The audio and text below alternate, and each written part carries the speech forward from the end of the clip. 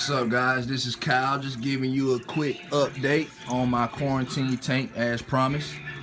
As you see, I transferred that I think it was roughly like a 5-gallon styrofoam container. I transferred it to my old 75-gallon, and now this is my quarantine. And you see we have the, I would say, Baby Morris idol. This is my new guy. Only thing else in this tank is this Molly up here. I got them from a guy that I bought these lights off of, and he didn't want the fish no more. They were part of the deal, so I didn't want to just kill them, so I just stuck him in my quarantine. And he's never gonna come out because he's not going in my display tank. But yeah, this is my quarantine tank. I know y'all probably wondering why I got another Morris idol. And you guys probably also wondering what happened to a lot of my fish, and I'm gonna tell you guys what happened in a second. Just showing you guys my quarantine. I have a bare bottom, just literally a tad bit of sand, and I use the sand just to get the cycle going, get the bacteria going in these rocks. I've also come up with a new method for treating it. So I'm really too much not even worried about it. I honestly somewhat really don't even need this quarantine, but I have it up and running, so I'm going to use it just for extra precaution. But yeah, Morris Idol's doing good. It's my son in the background acting up, so you guys probably hear him crying.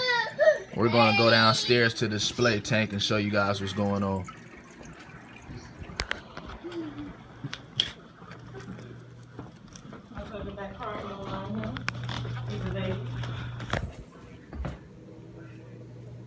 No, lay down.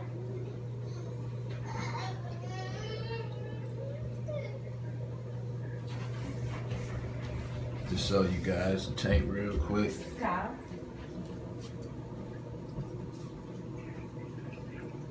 Everything's doing good for the most part.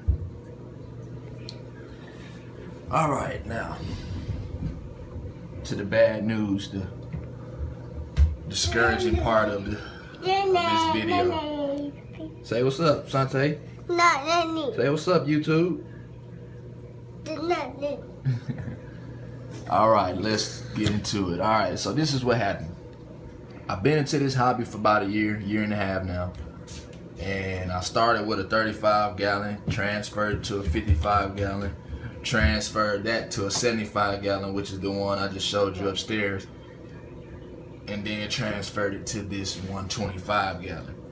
So all the fish that I had in my 75-gallon, if you guys remember that video when I showed you I was breaking it down, I had all those fish, plus I had bought the Morris idol, the Naso tang, and I think 2 clownfish. I think those were the new fish that I bought and added to this system when I got it up and running. So I was just excited, man. I didn't necessarily rush it, but I didn't really take my time and go over each step and make sure I did everything properly and correctly. And unbeknownst to me, my salinity wasn't high, but it was too high to be adding new fish to the tank. And in this hobby, whenever, especially with a new tank, when you're adding fish, you want to bring your salinity down to like 1.022, something like that, or even maybe a little lower, just to assure everything will be okay. And I didn't do that. My salinity was like around 1.025, 0.26, something like that, which was too high. And when I added new fish, some of them became stressed out. It entered the tank, and basically the new fish slowly but surely wiped out my whole tank, just to make this story short.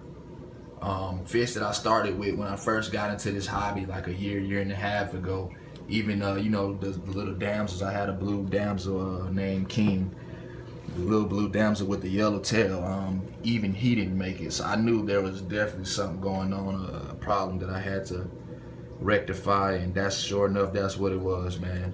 So if you're in this hobby and you've had fish for a while, and you're starting up a new tank and you want to add new fish, make sure you lower your salinity and make sure the fish are okay and not stressed out, because slowly you will see the whole tank get wiped out. And that's literally what happened. All my fish just week after week just started dying. Every last one of them. The only fish that actually survived is my 6-line wrasse right there. And he barely made it, but he was the only survivor. Every single fish died. Every last one of them. And I was just like, what the heck? But it's a learning experience. I learned from it. Gotta just be more careful, more precautious. But I guess in the end, it was somewhat beneficial just to get this tank up and running and have 0 nitrates and phosphates. You know, get the coral happy. So all the coral's doing good for the most part. And we have fish, so I'm pretty much just starting over. I got my yellow tang back, another yellow tang. He's doing okay. I have 3 blue chromuses, 2 humbug damsels. That Atlantic blue tang that I had in the little quarantine, he didn't make it. I don't know what happened, to be honest. He was fine when he was in quarantine, and I don't know what happened, but yeah, so just taking extra precautions. All my fish doing good, doing fine. And you see I have the Morris idol up there in the quarantine tank, so yeah. Now we're getting back into the point where we want to be at as far as fish in the bio load. So that's my brief update, guys. Any comments or concerns or questions, please subscribe. Once again, this is Kyle with One Time Reefing. Thank you.